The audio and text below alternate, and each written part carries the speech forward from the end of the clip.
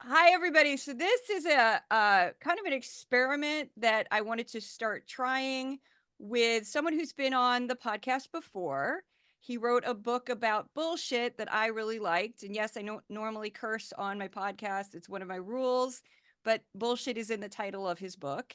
It is John Petrocelli. So I'm going to go ahead and let John Petrocelli describe what he does, and then we'll get into what we're doing today. Okay, yeah, my name is John Petrocelli, and I teach psychology, social psychology at Wake Forest University. And my research area is in social cognition and basic judgment and decision making. But my specialty is in studying the behavior we commonly refer to as bullshitting and trying to understand the sort of the antecedents and the consequences of the behavior so that we can better detect and protect ourselves of this unwanted social substance. Excellent. So what we're going to do today is I went through and picked, and these are kind of evergreen clips, meaning they didn't just happen. These are a little bit older.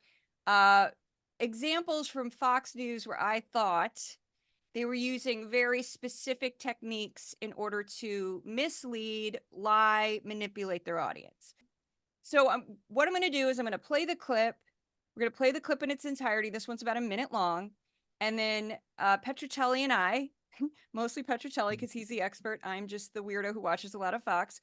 Will break down sort of how they're manipulating their audience. Lawrence, I think if we're out in the community, you're at the diner, and I'm curious to hear what they're going to say. I think independents, I think even Democrats are scared for another Biden administration. We have watched how the world has reacted with him as our leader. They aren't afraid of him. We've seen what happened with Russia invading Ukraine. We saw what happened in Israel. We're seeing now China threatening Taiwan. That's going to affect us with our chips. We have to protect Taiwan. What does that mean for us? Will there be another war? We know that they know they have one more year with Biden and this administration, and we are all terrified over what that means for our country, not to mention the border. We have probably terrorists coming through over our border. We know that they've caught a lot on the terrorist watch list. Those are the ones they've caught. That's right. We're all living in fear over this year. So the economy is important, and that does matter now. Well, yeah, it's a classic case of pretty effective fear mongering. Actually, it's a deliberate, arousing of public fear or alarm about a number of issues. And we actually know from the psychological science on this topic that emotion arousing communications or any kind of persuasive message that really plays to people's emotions, such as arousing fears, can be very effective at influence and propaganda. And this is really why a lot of public service advertisements, they often take the approach of scaring people into like doing things like wearing seatbelts, practicing safer sex, or stopping smoking. But the one thing that's clear from the studies is that the fear that you arouse, it must be moderate to effectively influence. It can't be so weak that it fails to grab people's attention, but it can't be too extreme such that it motivates people to just tune out the message altogether. And so she rattles off quite a few problems that are pretty serious, but I think viewers are probably desensitized to a lot of these things because they hear them all the time.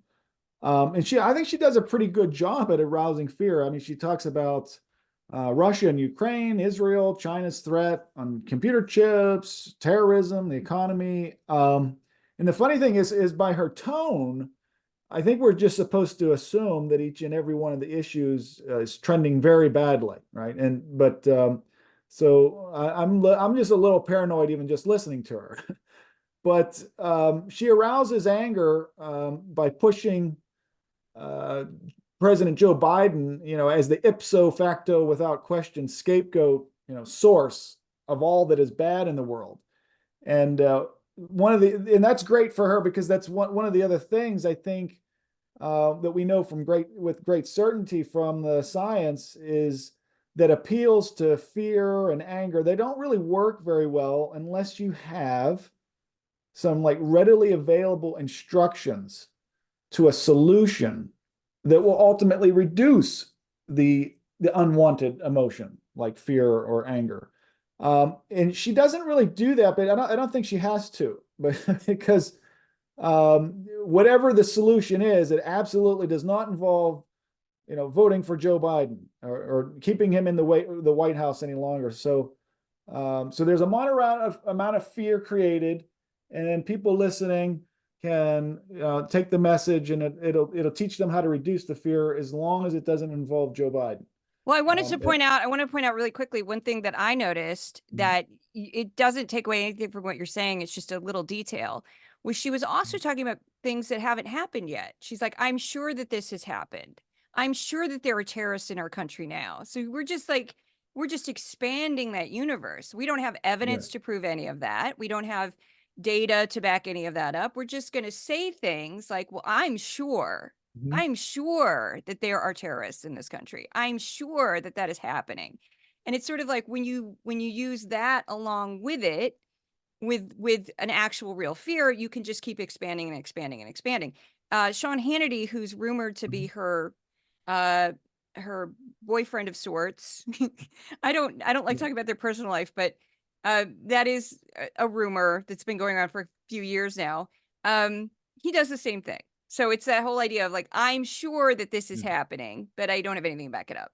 And we were talking before we start recording that one thing that's interesting about Anne Einhart is that she does as a vessel of propaganda, because she's very like, I'm just going to say something and I'm just going to talk. And it's just, I'm just a little concerned, in a way, she's actually more effective because she sort of sneaks up on you and you don't really realize what she's saying is absolutely horrific. And, so, it's like, it's almost an easier way to take the medicine because she's being this kind of meek. I'm just a concerned mom here on, and yeah, I know I'm imitating her, but that's what I do. But she's just a concerned mom here on Fox and Friends, just a pretty blonde lady in a cute outfit making a comment, just making it, we're all gonna die. I mean, I'm kind of kidding, but it's sort of like what's going on there. It's like, what? And so to go from that one, I'm gonna play one because you suggested this, and I think it's a great idea. We're gonna play a clip by Jesse Waters. It's very similar in tone, totally different messenger. So he's much more overt about this. So here we go. Here's Jesse Waters. This one is also about a minute long. This one is from February. Not that it really matters, because this is about the border, which I would say without hesitation is very much an evergreen topic on Fox News. So of compassion and vulture economics, the assault on America is being orchestrated by the sadomasochist left and executives who are shielded from the pain. The ruling class just sees dollar signs. Now, the corporations who control Congress feast on low-wage workers and are insulated from the collateral damage we get from carpet bombing counties with caravans. The working man feels the impact on their neighborhoods, schools, and streets. Quality of life goes down. Taxes will have to go up. Use your common sense. If you bring in millions of third world men in their teens and 20s from underdeveloped countries, many of them violent countries, most of them unskilled, uneducated, they come here sponsored by cartels and make their way into our neighborhoods, a percentage of these men will move into street crime. They'll stick together and fly under the radar and metastasize. It's not the concerned mother, I mean, who wouldn't trust a concerned mother? I mean, that's one of the things that makes propaganda so influential, is that people, if you can increase trust, then you can increase the influence. But what I just couldn't get past the very beginning, when he refers to the left as sadomasochists and executives who are shielded from the pain. I'm not really sure whom he's referring to there, but sadomasochism involves getting sexual pleasure from hurting other people, and from being hurt by other people. So I wasn't really sure where he was going with that, but I guess his definition of the left is just expanding. But this is it's just another use of language to influence the interpretation and beliefs about what's really going on in our world. I mean, I think this clip really comes full circle with Ainsley Earhart's fear-mongering tactics, but it's just another example of it. and how it can be done. But he seems to know exactly, what is happening, what's going on, as if these things weren't happening before. And you had mentioned the sort of the certainty, especially in Ainsley's tone, because she actually slips in. She says it's not only conservatives who are concerned with this. She also says it's also liberals, that it's also Democrats who are concerned. And so I think she was actually a little more effective than Jesse Waters. And I thought she pointed out other issues, and he's got the videos playing so he's trying to show you anecdotal evidence, and that works too. I think she worked more on the sort of the false consensus, or the portrayal of consensus, because that's actually one of the first things that can increase people's feelings of the certainty of the opinion or attitude.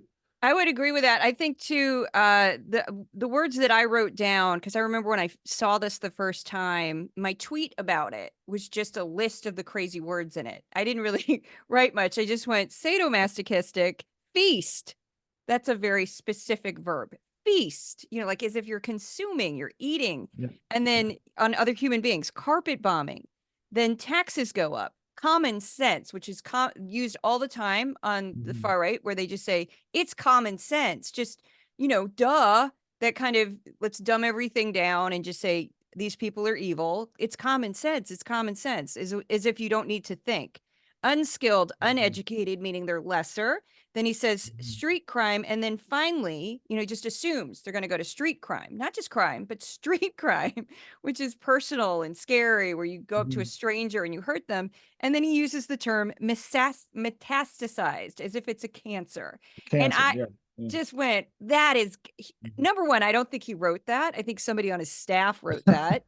As I don't think he has the intellectual capacity. I've used that term so many times with him. I've said, when people say, well, do you think he meant that? I go, I do not think that Jesse Waters has the intellectual capacity. And then I'll just explain whatever. I don't think he gets satire, because somebody said once, oh, do you think he's kidding? Do you think that's like satire? And I said, oh, no. He does not have the intellectual capacity for satire. He's not very bright. And as you reminded everyone before, he has noted that himself several times. He just did it last night. Last night on his show, he just said, somebody else said, oh, but you're intelligent. And he said, no, actually, I'm not intelligent. And I was like, like, at least you have self-awareness. Like, I have self-awareness that I'm a complete and utter nerd, and we'll enter a conversation and say stupid stuff like, in the Middle Ages, what they used to do. And people just stare at me like, why is this woman talking? And then I'm like, I'm going to go. My guess is that he actually watches himself after recordings, and he probably figures out, some of that was stupid. Well, and he probably has had that note his whole life. Like he has a degree in history. And I mentioned that once, and people who had degrees in history got offended. And I said, no. I don't mean that as an insult to history majors. I'm baffled that he has a degree in history. That's what I meant by it. I'm baffled that he made it through college. I don't know how. I mean, anyway, so let's move on to this one. I thought was very interesting because it's short. It's Gutfeld talking about abortion, also from late January. And it's more about the tone and the way he uses the word abortion. Regarding Taylor Swift, Jessica, on a scale of 1 to 10, what do you think she's going to do? Will she endorse him or not? On a scale of 1 to 10. Yes. I'm going with a 9.5. Okay. Oh, really? Yeah, I think so, because for her, and she expressed this, there was a documentary about her where she was talking about her decision to get involved in politics, and her father raised some of the issues that you just did. She said, it's too important to me. The issues that are on the ballot now, and the danger that Marsha Blackburn's agenda poses to people, especially folks who would be my fans. Her core demo is women in their 30s. It's not young Gen Zers, but millennial women like myself on the younger end of the millennial scale, I will What was admit. the issue that was so important to them? Abortion. Abortion. You don't have to whisper it. Abortion is a really big issue, and it matters a lot to women on both sides of the aisle. Now, Just wanted to adding make it clear, that's all. Because people always say women's issues, but they never say abortion. No, So well, she I did say it it for every abortion. day.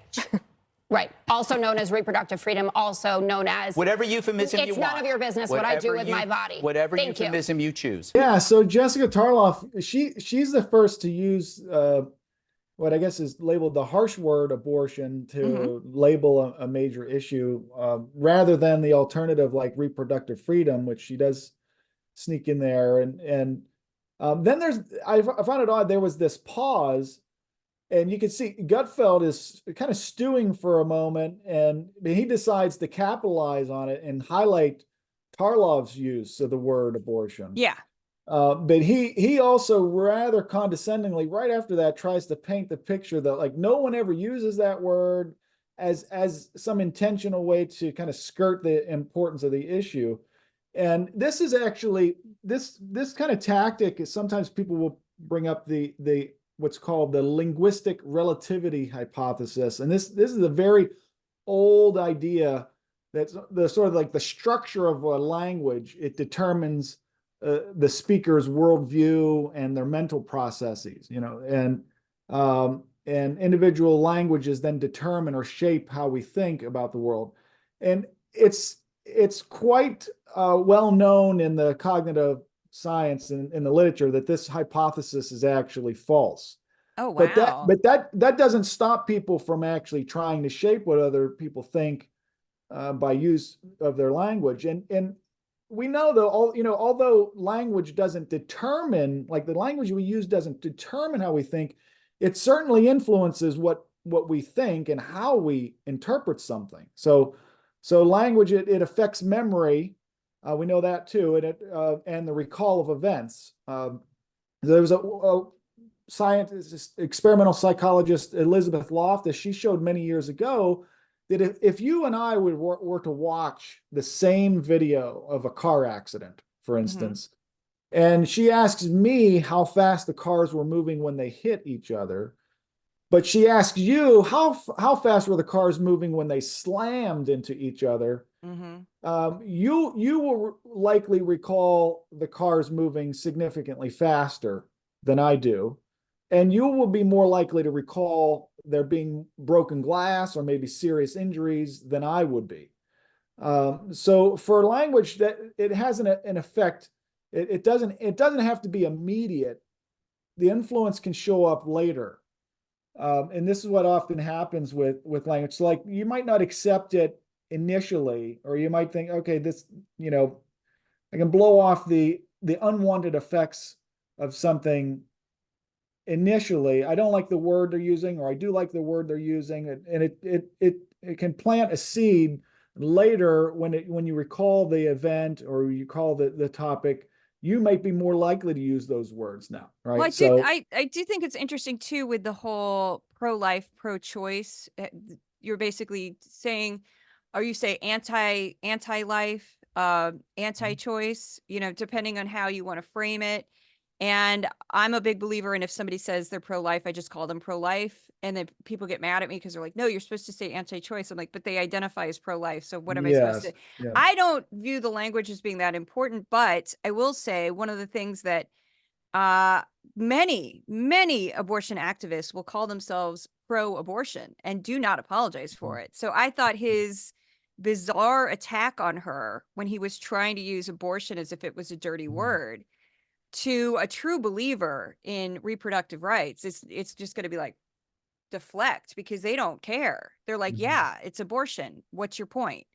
And when I did post that on social media, especially from pro-choice, pro-abortion, pro-reproductive rights people, they said the exact same thing. They're just like, I don't know what he thinks he's trying to accomplish there, because we don't see any shame in abortion, because it's not like he views it as it's a baby in your womb, and that you kill it, you're murdering. And many people would say it's a clump of cells, it's 2 months old, it's I was brutalized, I'm being stalked by my ex-boyfriend, I was told by my doctor it's not viable. All the things that, all the other things that go along with abortion, that a person would say, I've got 3 kids, I cannot handle another one. My husband just left me. All the things that, all the horrible things all the tragic reasons why women have abortions, and then sometimes they just have abortions because they're not ready to be a mother. It's just a whole slew of things that you don't know anything about. So why, as an outsider, do you have such strong feelings about Mhm. a stranger's choices with a pregnancy? So that's why he Mhm. viewed it as this sort of, I'm going to get her because she used the term abortion, and I'm going to use that as a weapon. But Mhm. it's not a very effective one, because I think for people who already view it as reproductive rights, that's going to be just deaf ears. We're just going to be Mhm. like, I don't really know what you're talking about. So I just also find him as a commentator on Fox to be very interesting, because I could give you, we won't do it today because of time, but I could go through we could do a psychoanalysis of Greg Gutfeld. That's cool. Yeah. Not that I want to. I don't worry, I don't want to. But he uses emotion a lot, and weirdly takes things kind of personally, and like a bully. He's a very, very thin-skinned person who cannot handle criticism, Mhm. but yet he throws it out all the time. Like, he's called the women on The View whales. He talks about their weight all the time. He says they're unattractive all the time. Yeah. He's absolutely vicious towards them. And then if he's criticized even slightly, he flips out. So Yeah. it's like, Yep. classic bully, because he, Yeah. a friend of mine who's not Christian tweeted about him on Easter, and he got all bent out of shape. Like, how dare you tweet about me on Easter? Shouldn't you be with your family? I'm like, you might want to check her Yeah. last name, because it's it's Yeah. it's Muslim, buddy. Yeah, it's a lot of, yeah, he does a lot of grandstanding, and Yeah. but yeah, I find him to be one of the more obnoxious, but he does remind me a lot of how Jay Leno used to act on his late night show. I mean, that's his job to make fun of all of the guests, right? And people who are not even on the show. But the moment somebody turned it around on him, he'd have this Oh yeah. really like this flushed face, and he would be like really uncomfortable with somebody.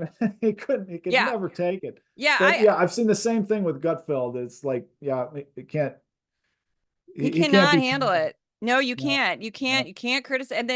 And they, how dare anybody criticize him? And I'm like, okay, you have a job on television. I think you need to get used to this, because Yeah. it's kind of part of your gig. Before I play this clip, Hannity makes, just for context, $35 million a year. Okay. Yeah, I know. Because in Mhm. addition, I know, when even people who work in broadcast news are like, "What?" Because that's just great, so much more than anybody else. He, Mhm. in addition to his show on Fox, also for reference, he has a 3-hour radio show that's part of the whole Fox media universe. So that's Mhm. part of the reason why he's paid so much. But here we go. This is Hannity on the richest 1%. Their lives. Look at this survey. It found that a majority of America's richest 1% and Ivy Leaguers would favor, get this, the strict rationing of gas, meat, and electricity to fight climate change, while a plurality of the richest 1% and a majority of Ivy Leaguers, they think that there's too much freedom in the United States. Common sense Americans, on the other hand, no, we strongly disagree with you arrogant, elitist jackasses. We'll end it there. Yeah, I mean, Hannity, he cites the results of this poll, as like it's gospel truth. Um, but the results are questionable at best. This was one that I actually spent quite a bit of time just going down a rabbit hole, because he does the favor of that little graphic he provides where he got the initial report of the poll. And it was written, he has a little citation there. It says James, I think it's Reinl article with the dailymail.com. And Hannity actually is just piggybacking on the report. He Yeah. actually reports accurately what the initial poll report that was put out by the poll was actually funded by the Committee to Unleash Prosperity. Yeah. So Yeah. everything that Hannity says is actually 100% accurate. And then you look at Reinl's article; it's kind of a summary of what the committee reported. The problem is that when you dig a little bit further, you'll find that it's really just a cherry-picked Of course. report that's so laden with misleading and highly likely to be inaccurate information. But I think that suits Hannity just, Definitely. but I think it fits with what they're trying to show. So I dug a little bit more. I wanted to kind of to see like you know are some of these claims, are they accurate? His report is accurate, but I don't really have a dog in this fight. I personally, I don't have the most pleasant attitudes and opinions about the richest 1% or Ivy Leaguers, but you always have to consider the source. And so I looked up this James Reynolds of dailymail.com. He says that he's an award-winning investigative journalist, and I couldn't find any evidence. There's no rabbit hole to even look for there. There's no evidence of that at all. And I even contacted him. I was just curious. Oh my God. Wow. What was the award? I never got a response. And anyway, who hasn't won in some award? It's at some point. But anyway, his when I looked at the actual report by the Committee to Unleash Prosperity, even James Reynolds' reporting is actually accurate. It just takes parts of the report. And that committee to Unleash Prosperity, Steve Forbes is listed as the lead of one of the 4 principals of the organization. He happens to be a Princeton University grad, and so that places him as an Ivy Leaguer, and I'm sure he's well within the richest 1%. But I wanted to also look at like, well, what was the survey methodology of this poll? I mean, because there's polls every day. We could get people to do a poll for us today, and for a few $100, and they'll want to know what we want to find, which it isn't a good method to use for polling. You should not know what the hypotheses of the experimenters are, right, or the intended pollers are. But the elites in that report, the elites are defined as those having any postgraduate degree and a household income of more than 150,000 annual, and live in a zip code with more than 10,000 people per square mile.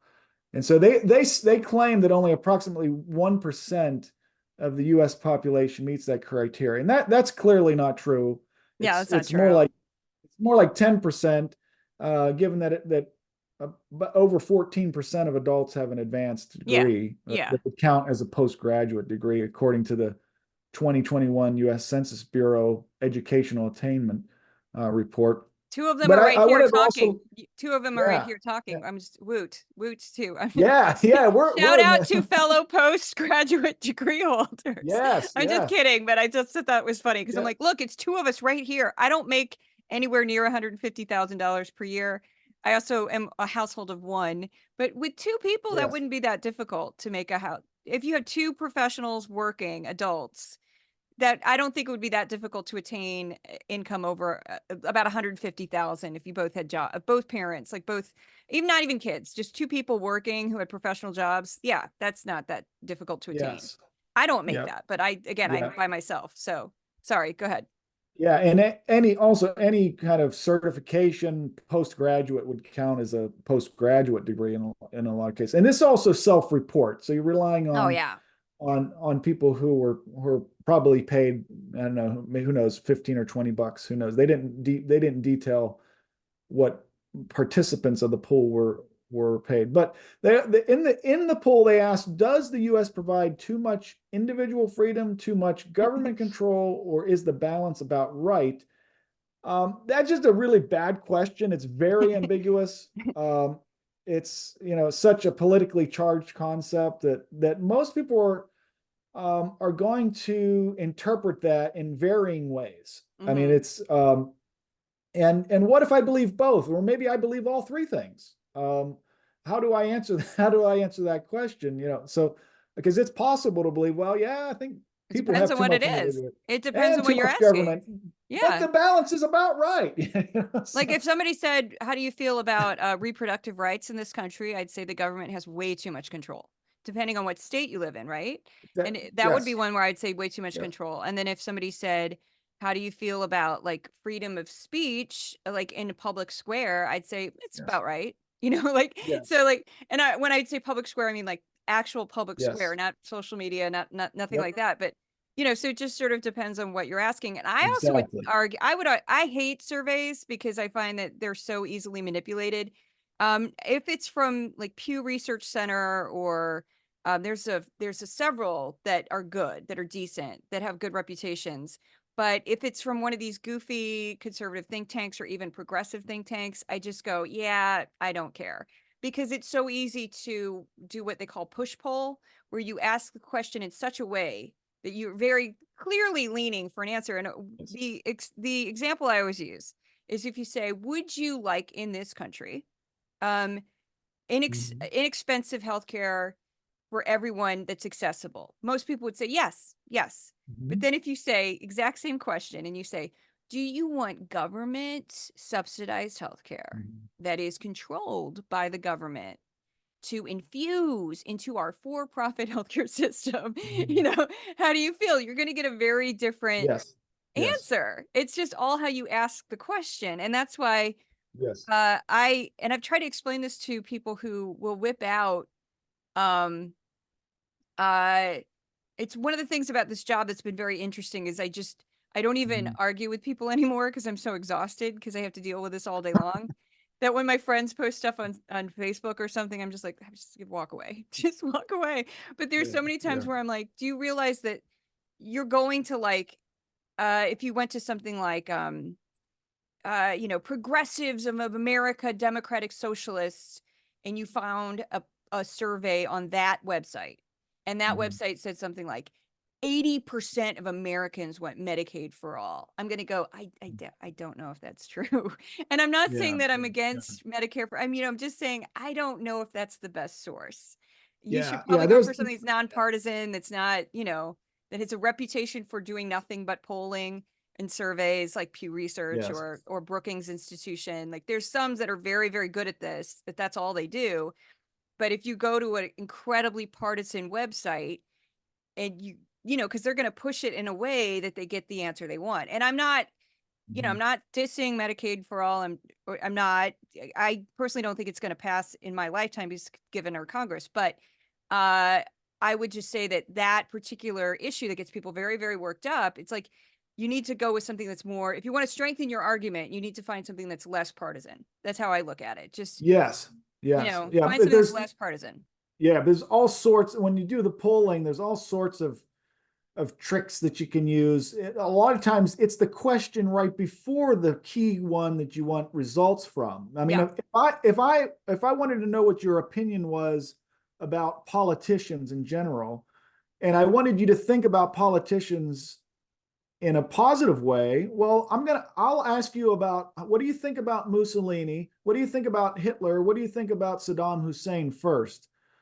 Politicians in general, your attitude about politicians in general would probably go down in that case. But if I wanted you to think about some specific politicians in a more positive way, I would prime you with questions about Hitler, Mussolini, and Saddam Hussein first. And then you think, maybe Clinton's not so bad, and maybe George W. wasn't so bad, and maybe Yeah. so Yeah. It's all because relative. you get a contrast effect for specifics, and you get assimilation for generalities. But those questions right before, I couldn't find all of the details. The report is extensive, but it doesn't tell you how many questions there are. It doesn't. Yeah. It doesn't say were these the only questions buried, or were they buried in another set of 300 items? How many times were the polls done? Too. I mean, this committee to unleash prosperity, they've got more than enough cash to do 30 polls and then pick the one that has the results Well, most likely I'd and also, they I want. completely, and I'd also argue that all surveys are self-selecting because I would never answer one unless it was a friend. I mean, I'll be honest. If it was a friend of mine in graduate school working on their PhD or something, and they said, Juliet, will you do this survey for me? I go, okay. Somebody calls my home, I'm not going to do it. If I get an email, I just got one. I just got one the other day that was like, this is a survey. It was a text. I immediately blocked the number because I'm like, I don't trust that. I don't know what that is. I don't have time for it. Go away. Like I've had Quinnipiac call me before. I've had a couple of very high profiling polling companies call me, and I always hang up. Like the last couple elections were they were supposed to be so close, and then they weren't. And it's like, haha, the off year election was a fun one to cover because they kept acting like it was going to be too close to call in all these areas. And then when they actually did it, they were like, oh, this wasn't even close. Like the Democrat completely clobbered the Republican. And I'm just going, I don't think polling's what it used to be anymore because nobody answers their phone. So this is a Tony Robbins one. And this one is, I can say this before we start the clip. Neither one of us is a fan of Mr. Robbins. Is that safe to say? That's safe. Yes. Okay. I know I got a little bit of grief for criticizing Deepak Chopra in the last time that you appeared. And I didn't really know what to say because I'm like, I'm sorry, I don't, yeah. He's not my cup of tea. I thought that some stuff he's done is a little not great. But I don't want to waste time Yeah. on Deepak Chopra, but I can't Yeah, apologize for something I don't feel bad about. So it's just one of those things. So this is Tony Robbins, which I won't get into his whole history because I know he's been accused of some things, but he's definitely very comfortable in a right-wing space. I'll just leave it at that. And there's a lot of discussion out there about January depression, and it's ironic because January is like a new year, new life for most people usually. But what you're seeing and what's really missing for people is a compelling future. So much of the discussion is people so upset about crime, about inflation, about, where are we going as a country? And most people aren't happy about that. People aren't happy on both sides of the political aisle, saying if the other side wins, it's going to be doom. And when people hear that over and over again and there's nothing to look forward to, there's an old phrase, it's called, without a vision, people perish, from a very good book called The Good Book, right? And all it is we can all deal with the difficult today if we have a compelling tomorrow. But right now, most people don't have that. And if you go and set a New Year's resolution, 91% of those never get done because all you do is express what you want. What people need is really a plan where they know exactly what they want, they know why they want it, they find out what stopped them in the past. And there's only a few things that do that. just say very briefly, he was described in that as a peak performance expert. Oh, Yes, okay. that was his description in the Chiron, not motivational speaker like it used to be called. Peak performance expert. Yeah. So go ahead. That's even better. Yeah. Yeah. So this, what I saw this as, is a classic case of foot in the door technique to influence, coupled with a big BS claim at the very end that promises to be like the next greatest thing. Because what he's really plugging is his free life coaching summit that he was plugging. Yes. But it's funny. I laughed so much about when I heard this clip the first time, is that it's like a 3-minute infomercial, like to promote Tony's new book on investing and Freeline, online life coaching summit. But it turns out like two old guys like BSing it up in the steam bath, just trying to one up each other, because even Waters is trying to plug his book at the end. You don't hear that, but the basic approach here is just foot in the door, is to get people to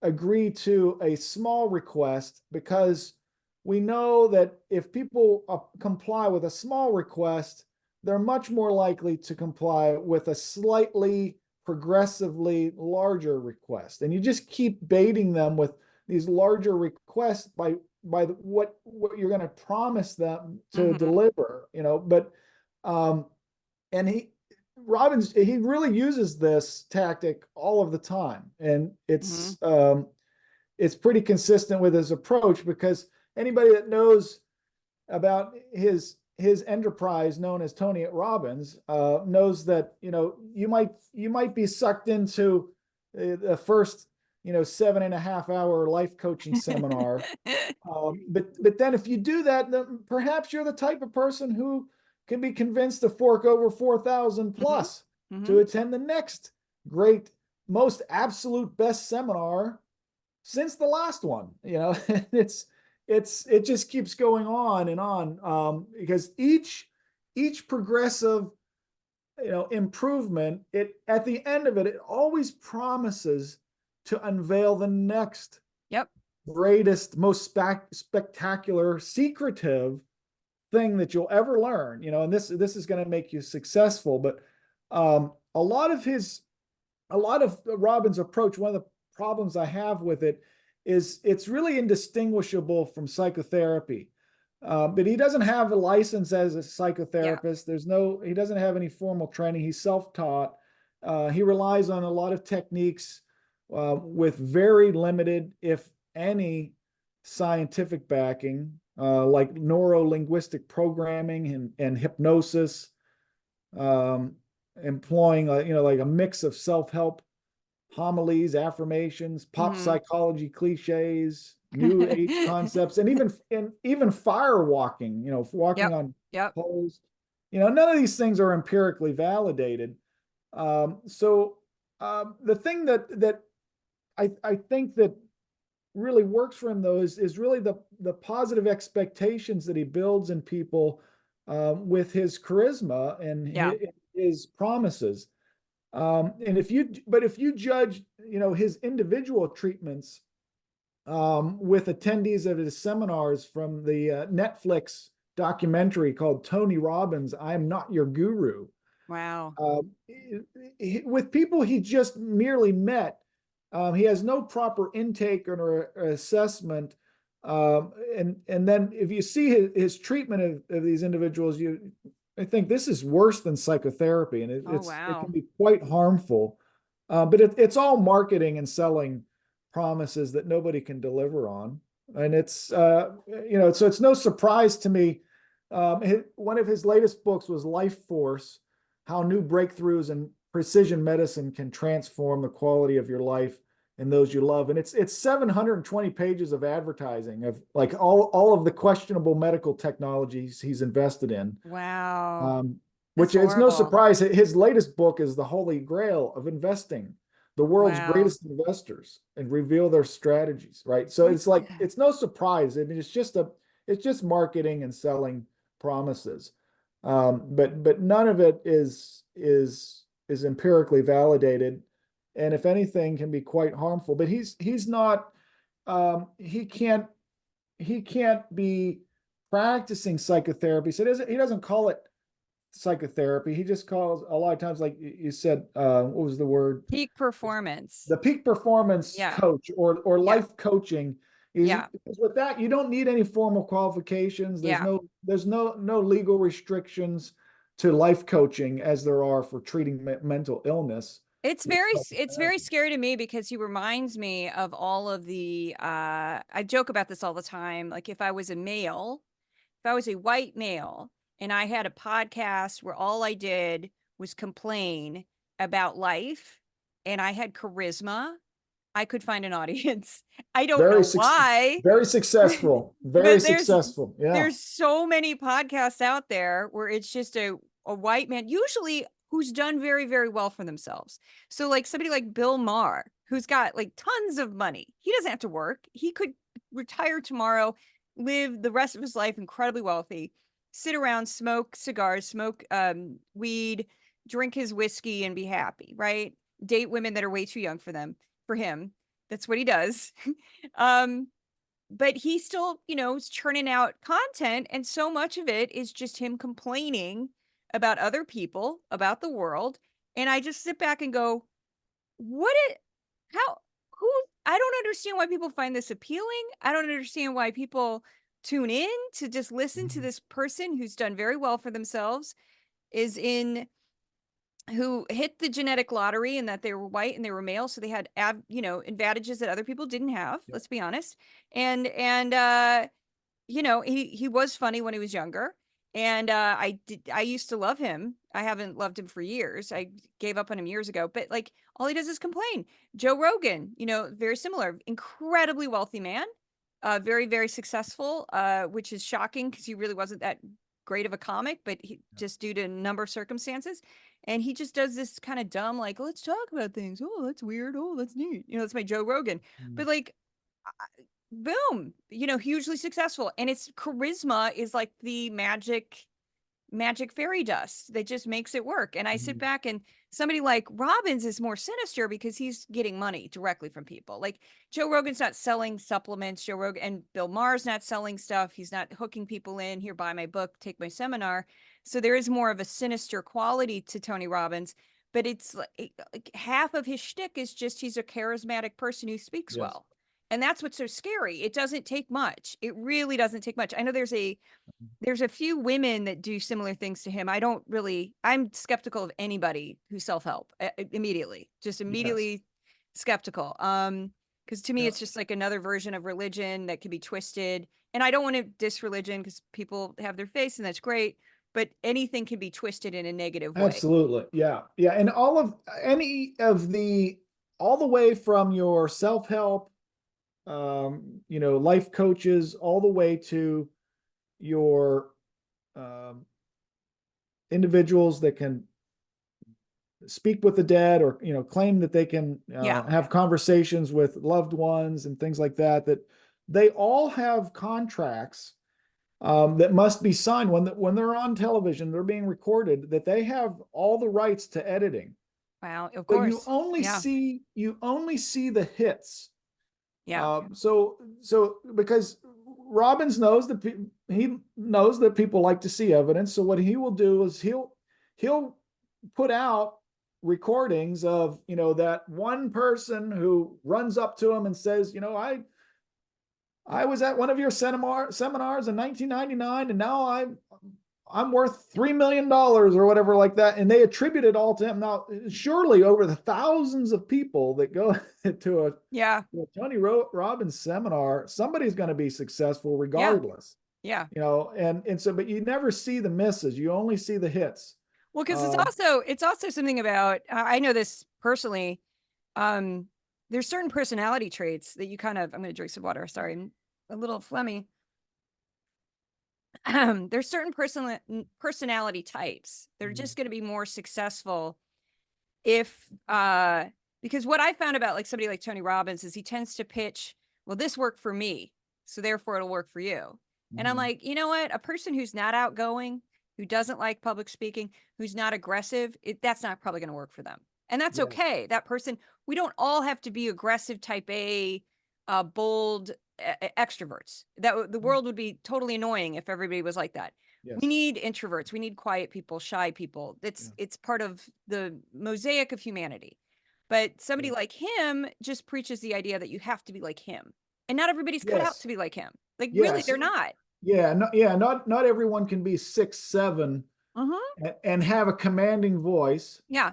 And I suppose I would say Robbins, most of his life he's been above average attractive, so that doesn't hurt too. And he usually has a good tan. Yeah, it's white teeth, very white teeth. White teeth. But I would say like he tends to sell he sells easiness. It's like it's a lot easier than you think. You're the one who's making it hard. You're the problem. Ultimately blames the person. Yeah, he ultimately blames it's like that whole law of attraction. A few of my friends got into a few years ago, and they tried to pitch that to me, and because they didn't realize, because these were people who were not religious, who were like, Juliet, you don't know. It's the law of attraction, the law of attraction, the law of attraction. And I go, you need to stop.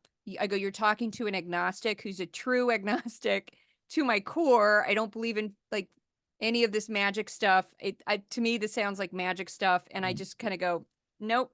And so it's this idea of like, if you focus on something enough, I don't think that that positive thinking is necessarily bad, or, having a great attitude about like, I'm going to get this job done. It's going to be the best job I ever do. That's definitely great.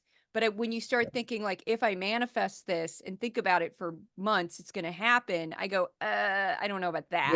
Yeah, that's where I go. And because it ultimately blames the person. If you don't get if whatever you're trying to manifest doesn't happen, that thought process ultimately blames you. And I'm like, come on, that's not cool. I think Robbins also gets away with it though, because he actually believes all of this stuff. I think he actually believes in what he's selling, because he had all the editing rights to I Am Not Your Guru documentary on Netflix. And what you'll see is at least 3 kind of one-on-ones with people in the audience.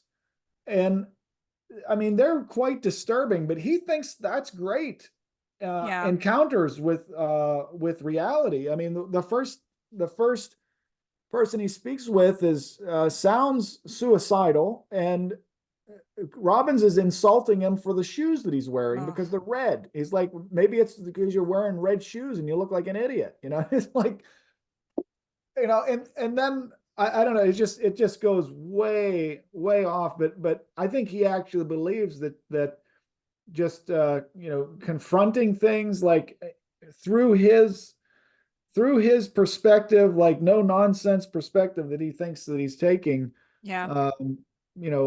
He's trying to give people power that they feel that they don't have, and as long as they buy into that, at least for the moment when they're forking over $4,000 for the next seminar, it's effective. But It's scary. He scares me. People like him scare me because they don't realize how much power they have over people, and just a few dumb comments to a stranger yeah, when they look at you as this, great guru who's going to solve their problems, just a comment about their shoes that could be enough to yeah, put that person over the edge, and yeah. just shouldn't do that. But before we move on to the bonus, I want to give you a chance to plug your book. I see it behind Um, you. Is that your book behind oh you? yes, Plug your yeah, book very quickly so we get a yes. nice The plug.